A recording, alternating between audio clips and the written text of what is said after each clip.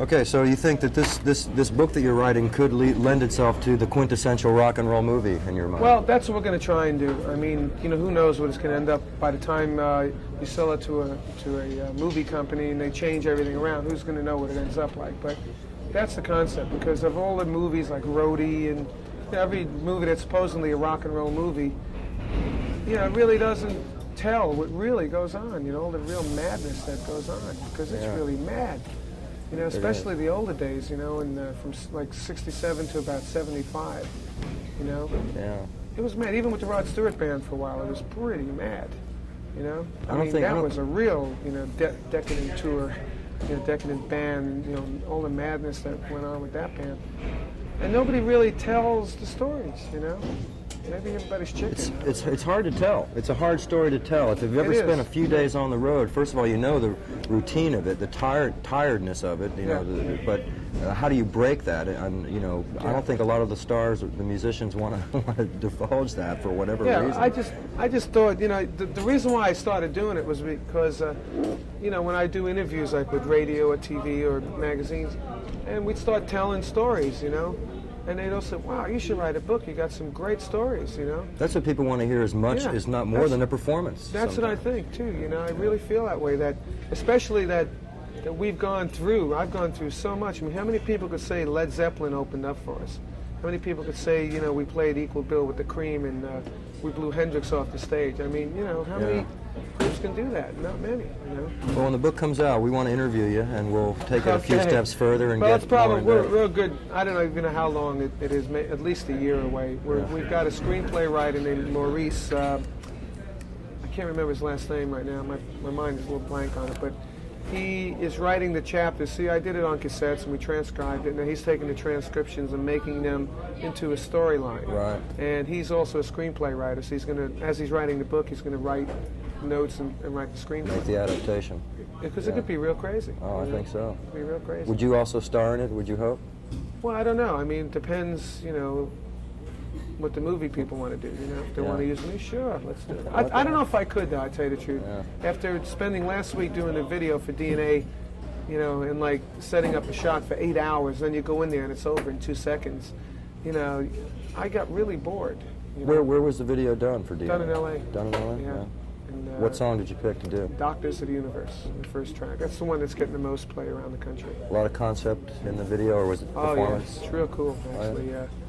We had molds of our face made, and they made plastic rubber molds, and so we had our actual heads from here up, me and Rick's head, and we utilized it in a concept where it comes in from like outer space, and then these boxes open and they're jack-in-the boxes on coils, and me and Rick's head come out. And they fly up to the air, and then they land in this vat, and then the next thing you see is me and Rick singing the verse, and we're in the vat just up to here with our necks, you know. And this was cold. I wouldn't get into the vat unless they got me a wetsuit. 11:30 at night, and I got in with Rick, and he said, come on. I said, I ain't going to get in there, Rick. I said, I got a tour to do. I don't want to catch pneumonia. So I got in with Rick, and he was shivering. And I said, see that? I don't feel nothing. Do you think that people will recognize the molecular implications of DNA as well as the alphabetical? They have been, yeah. So far, everywhere I've been, all I say is DNA, and they say, oh, the molecules. And it don't happen by accident. You know, we did that tour last year, and my producer, who produced the album, Spencer, said, you know, we should do some sort of, you know, tape or single or something just to commemorate the fact that you and Rick worked together. Because my brother worked with Rick a few years ago, and I thought it was pretty unique that my brother worked with him. Now I'm working with him, and so we decided to do something. So last year, in between the rehearsals for the Nugent tour and the actual start of the tour, I went back to LA, and Rick flew to LA, and we spent a weekend in the studio, and we wrote and produced and did these 3 songs, you know, which was Intellectual Freedom for the Masses, What About, and Rock and Roll Part 2, the 3 songs. And then, so my producer said, I'll go get a deal for it, and he got a deal for it, and then it was signed to Boardwalk, and Bruce Byrd. See, we went in even, not even using our names, because, you know, I looked at the tape, it said Derringer and Appice, you know, and I just figured, well, like Beck, Bogan, Appice, the same sort of thing. I figured, what's going to happen with that? Everyone's going to edit it down to DNA anyway, right? So let's take D, an N, apostrophe, like rock and roll, you know, and then the A. Just to shorten it. So when you go into a company, you just say it's DNA. Nobody knows who it is. We want to surprise people because the music was so different. You know, for me and Rick, it wasn't heavy metal. And, you know, so that's what we did. So we went in, and we wouldn't even tell the record company who was playing until they heard the whole tape, and they said, wow, we dig this. Who is this? You know, we had them like, who is this? And Bruce Bird, the president of Boardwalk Records, did that. I mean, he said, okay, Spence, I know who the A is. Who's the D? Who's the N? Is that Nugent? You know, we're getting that sort of trip happening. People are calling up going, I know who the N is. It's Nugent. You know, everyone's totally confused. Yeah, right. So we shortened it to DNA, and then when we did it, we said, wow, DNA, that's the molecules, and molecules of life, and this and that, and, you know, space. And so we said, wow, this is perfect. You know, it's like a whole 80s concept that just happened by accident.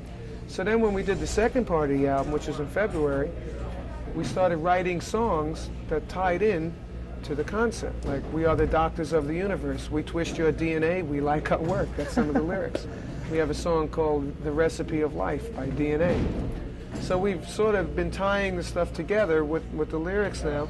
And then when we shot the album cover, me and Rick put on doctor's outfits, and we had little things to say Dr. Carmine and Dr. Rick. Now Rick's got the greatest rap. He says, you know, now when me chicks on the road, you know, we can say, don't worry about your clothes, we're doctors. You know, I said, that's a good line. Cheap. But it's, you know, that might be a title for a song. Was it Spencer Proffer? Yeah, Spencer Proffer. Spencer Proffer, who did... Yeah, he did Quiet Riot as well, and I was signed to his label, Pasha, for my solo album, so that's how the connection started. Yeah. So that's how it happened, all by accident. You know? Let's talk a little technology here. I know that we talked to Rick, we went fishing with him. He's got the Stealth 1 out on the market. Right. I've never bashed a skin in my life. Could I play Synsonic drums? You can play real easy. I tell you, I've been waiting for years for something like Synsonics to come along. Because like as you see tonight, I have a Synsonic now on a wireless. So I can run around the whole place. I can run outside and still be playing it. I can program it so it plays back, you know, with the memory. I can fling it up in the air and it'll be spinning around in the air and it'll still be playing, you know. And it's great because when I play with Rick, I use an Oberheim like drum machine to duplicate my drum sound so I can get off the drums. And then I can, you know, in the last year's tour we had tom-toms in the front and we used glowing sticks in the dark, and Rick was playing tom-toms. So now we could use all that kind of stuff, plus I can be using the Synsonic. And what's great about it is you can press it like the bass drum button, it'll give you like a 4/4 count, right? And you can just press the buttons, and whatever you press is going to be in context with that bass drum. So if you press any of the buttons, it'll be a rhythm. So if you go like da-da-da,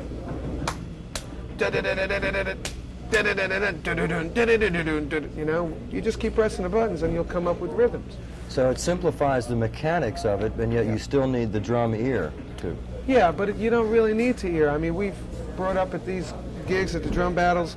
Like last night, we had our DJ drum battle, and you know, 2 of the DJs didn't know anything about drums, and I pressed the bass drum on, and they were playing, and they had a great groove going. All the audience was bouncing, you know, and it's a great instrument. It's an actual instrument. It's not a toy. The biggest problem we're having with it is people think because it's Mattel that it's a toy.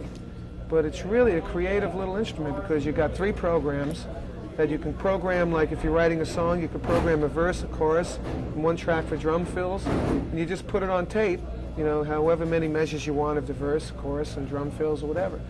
And it's a great teaching instrument that, matter of fact, I'm going to be writing a book, a beginner book, Synsonics book, but it's also going to be a beginner drum book combination, because by having the programs on the 3 buttons that they have for each drum, they have like a tom-tom 3 buttons, snare drum 3 buttons. They're sequenced in quarter notes, 8 notes, and 16th notes.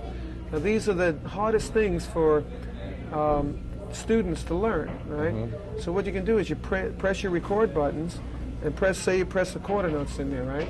And because the Synsonics have the 4 pads, you can utilize it also as a drum pad. So you can sit there and the student can go, okay, here's the drum machine going like that. You know, the Synsonics is doing that on the drum. So they sit there with the stick and go, they can put the bass drum on, and it's like working with a metronome, a teacher, and a drum pad all in 1 unit, right? And then the next one will go like, so they'll sit there and go, da, da, da, da. and it'll build their timing up because it's electronic, it's a metronome. It'll make sure that they're doing it correctly, right? And then when they really learn it, they can just shut the record and playback systems off and just play it by themselves. So if they had a book that would explain all this and show them, well, these are quarter notes and this is what they look like. Sure. So do this, press the record button and we'll get the quarter notes to play so you can get the feel on it. Do this over and over, five minutes a day, play these quarter notes. Then play the eighth notes 5 minutes a day. And just get a whole concept going. I think it's a great teaching tool. It's really cool. Plus, if you're playing guitar, you could use a Sensonic. Yeah, I mean, it's a great thing, like for any front man that wants to just add a little percussion to him. And the best thing about it is the price. It's, you can get it in various places between $99 and $150. Okay. Now, for a unit that does all this stuff with memories and you can play it with sticks, first of all, there isn't any units that have a memory and have buttons that have this quarter notes, eighth notes, and 16ths, and that you can play with sticks. It doesn't exist. Are they all the same? The Sensonic system, is it all step-up models, or is it one system that's it's one compatible? system right now. One system. They have ideas of other things that they're working on, which I can't. Can you get one over here? Is there one handy without too much hassle? Can you grab me a Sensonic from somewhere? Yeah. How much more time do you get? Just a few more seconds. Okay. Do you? We should really get to the rehearsal. Oh, you got to do that now? So we can get them out of there.